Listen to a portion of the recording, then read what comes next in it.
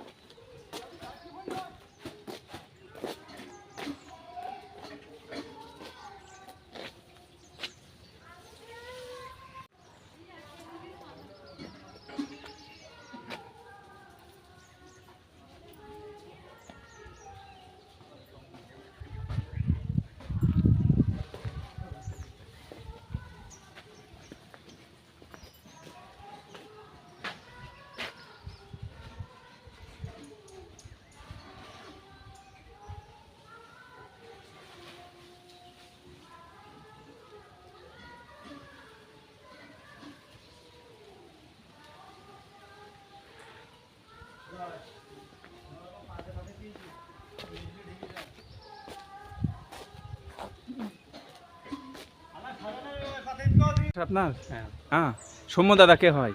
ভাই। ভাই, ও আচ্ছা আচ্ছা। সে গ্রামে আসে? আসে, আপনার সাথে কথাবার্তা বলে? হ্যাঁ। এই যে এখানে যে পূজার সময় এখানে আসে না? হ্যাঁ, পূজার সময় আসে, দুর্গাপূজার সময়, কালী পূজার সময় আসে। মানে যখনই ছুটি হয়, ছুটি হলে সাতক্ষীরার বাড়িতে আসলে যদি 3 দিন থাকে, গ্রামের বাড়িতে অবশ্যই 2 দিন এখানে থাকে। থাকে। ও, আর আপনার সাথে মেশে? হ্যাঁ, গ্রামবাসীর সাথে? সবার সাথে মিলেমিশে বেড়ায়। সবার সাথে? হ্যাঁ, সবার সাথে। এমনি একটা ফ্রি মাইল? হ্যাঁ, সবার সাথে ফ্রি মাইন্ডে ঘুরে ঘুরে বেড়ায়। তাই? সেই আপনার ছোট না বড়? আমার ছোট। সেই তো অনেক ছোট হবে। আচ্ছা, ধন্যবাদ।